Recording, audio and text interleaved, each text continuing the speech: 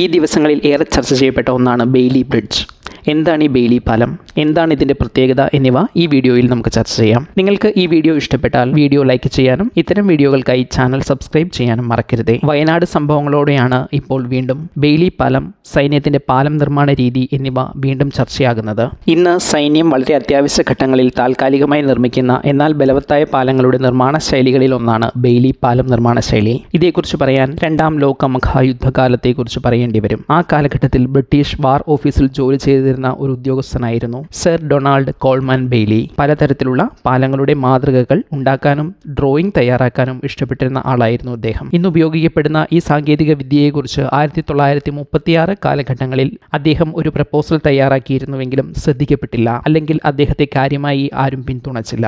എന്നാൽ 1940-41 കാലഘട്ടങ്ങളിൽ ഇദ്ദേഹത്തിന് ഇത്തരം പാലങ്ങൾ നിർമ്മിക്കാനുള്ള സാങ്കേതികത കണ്ടെത്തി വ്യക്തമായ ഒരു പ്രപ്പോസൽ ഉണ്ടാക്കാനും പ്രോട്ടോടൈപ്പ് ഉണ്ടാക്കാനും അധികാരികളിൽ നിന്നും അനുവാദം ലഭിച്ചു. അങ്ങനെ ഈ സമയത്താണ് ഇന്ന് കാണുന്ന ബെയ്ലി ബ്രിഡ്ജുകളുടെ നിർമ്മാണ രീതി കൃത്യമായി രൂപപ്പെടുന്നത്. ഡൊണാൾഡ് ബെയ്ലി കണ്ടെത്തിയ സാങ്കേതിക നിർമ്മാണ ശൈലി ആയതിനാൽ അദ്ദേഹത്തെ ആദരിക്കാനായി ഈ പാലം നിർമ്മാണ ശൈലിക്ക് ബെയ്ലി പാലം എന്ന പേര് നൽകപ്പെട്ടു. രണ്ടാം ലോക മഹായുദ്ധകാലം മുതൽ ഇതിന്റെ പ്രയോജനങ്ങൾ ബ്രിട്ടീഷ് സേനയും മറ്റ് പല രാജ്യങ്ങളും മനസ്സിലാക്കി തുടങ്ങി. ബ്രിട്ടന്റെ ചില നിർണായക ചെറുത്തുനിൽപ്പുകൾക്ക് ബെയ്ലി മാതൃകയിലുള്ള പാലങ്ങൾ ഉപകാരപ്പെട്ടതോടെ ഇത്തരം പാലങ്ങൾ പിന്നീട് സൈന്യത്തിന്റെ പ്രിയപ്പെട്ട നിർമ്മാണ രീതിയായി. അത് പിന്നീട് ലോകത്തിന്റെ പല ഭാഗങ്ങളിലേക്ക് വ്യാപിക്കുകയായിരുന്നു. ഇന്ത്യയിൽ നിലവിൽ സൈനിക ആവശ്യങ്ങൾക്കും സിവിലിയൻ ആവശ്യങ്ങൾക്കും ഇത്തരം പാലങ്ങൾ സൈന്യത്തിന്റെ മേൽനോട്ടത്തിൽ നിർമ്മിക്കപ്പെടുന്നുണ്ട്. വളരെ എളുപ്പമുള്ള ഒരു നിർമ്മാണ ശൈലിയാണിത്. ഇതിനായി സാധാരണ ഉപയോഗിക്കുക ഇരുമ്പുരുക്കുകളും തടിയുമാണ്. പാലത്തിന്റെ സ്ട്രക്ചറൽ ഭാഗങ്ങൾ പ്രധാനമായും സ്റ്റീലിലും വാഹനങ്ങളും മനുഷ്യരും ഉപയോഗിക്കുന്ന പ്രതലം അഥവാ റോഡ് ടോപ്പ് ഉണ്ടാക്കാൻ തടി അല്ലെങ്കിൽ സ്റ്റീൽ പ്ലേറ്റുകളുമാണ് ഉപയോഗിക്കുക.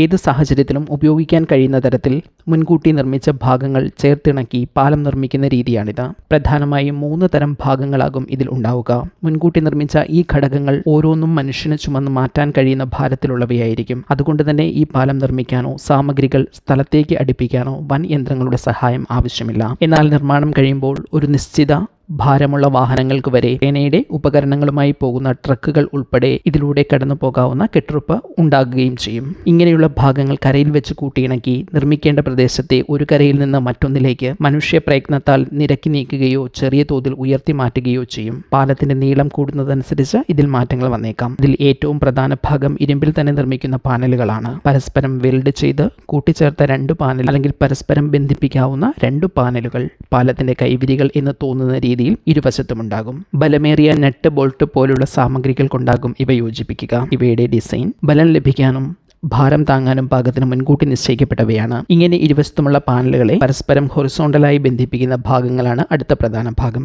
ഇവ ആദ്യത്തെ പാനലുകളുടെ അടിഭാഗത്ത് ഉറപ്പിക്കുന്നതോടെ പാലത്തിന്റെ ആദ്യ രൂപം തയ്യാറാകും. കൂടുതൽ പാനലുകൾ ഉപയോഗിച്ച് ആവശ്യത്തിന് നീളം കൂട്ടി പാലങ്ങൾ നിർമ്മിക്കാനാകും. ഇങ്ങനെ നിർമ്മിക്കുന്ന സ്ട്രക്ചറുകൾ ഇരുകരകളിലെയും ബേസ്മെന്റിൽ വെച്ച് ഉറപ്പിക്കുന്നു. മറ്റ് സാങ്കേതികതകൾ എല്ലാം ശരിയാണ് എന്ന് ഉറപ്പുവരുത്തിയ ശേഷം എല്ലാ ജോയിന്റുകളും കൂടുതൽ ബലവത്താക്കി മുറുക്കി ഭദ്രമാക്കും. പിന്നീട് ഈ പാനലുകൾക്കിടയിൽ പരസ്പരം ബന്ധിപ്പിക്കുന്ന ഭാഗങ്ങൾക്ക് മുകളിൽ പലകയോ നിരപ്പുള്ള സ്റ്റീൽ പ്ലേറ്റുകളോ നിരത്തി ഉറപ്പിക്കുന്നതോടെ പാലം റെഡി. എല്ലാ ഭാഗങ്ങളും മുൻകൂട്ടി നിർമ്മിച്ച് ഒരിടത്ത് സൂക്ഷിച്ചിരിക്കുന്നവയാണ്.